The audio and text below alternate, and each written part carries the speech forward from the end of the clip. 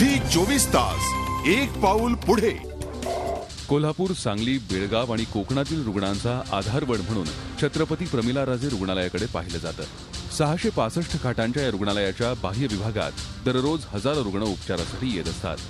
मात्र इथल्या रुग्णांना औषध वितरण विभागात औषधच मिळत नाहीयेत। उलट औषध वितरण विभागातले कर्मचारीच रुग्णांना बाहेरून औषधं खरेदी करण्याचा सल्ला देत आहेत। पण हलाखीच्या परिस्थितीमुळे अनेक रुग्ण औषधाविनाच निघून जातात। गेलो तिथं औषध आणायसाठी डॉक्टर लिहून दिल्यानंतर आणाय गेल्यानंतर हे पाकिट दिले एक, त्यानंतर एक ड्रॉप दिला वरती डॉक्टरनी या, आणि त्यानंतर हे 5 औषधं लिहून बाहेरून घ्या म्हणून तुम्ही सांगितले। औषध नाही म्हणजे औषध दिलं एवढं।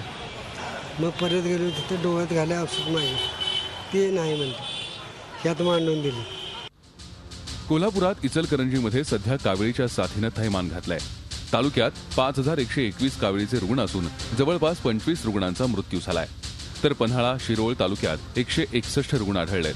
तसंच करवीर तालुक्यातल्या हणमंतवाडीत अतिसाराचे 90 रुग्ण आढळलेत। औषधांच्या तुटवड्याबाबत डॉक्टरांना विचारलं असता ते औषधांचा तुटवडा नसल्याचा दावा करतायत, पण परिस्थिती मात्र वेगळी आहे।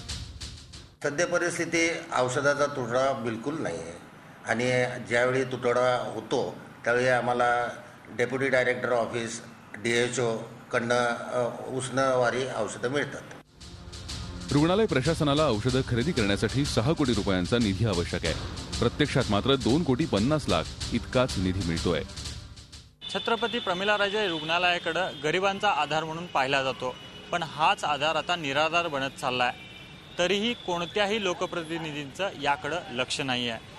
लोकप्रतिनिधी आणि शासन यांच्या दुर्लक्षामुळे रुग्णालयातील अनेक विभाग बंद आहेत, तर अनेक विभाग बंद पडण्याच्या मार्गावर आहेत। अशा स्थितीत तरी शासन आणि लोकप्रतिनिधींना जाग येणार का, हा प्रश्न विचारला जातोय।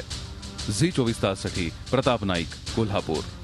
झी 24 तास एक पाऊल पुढे।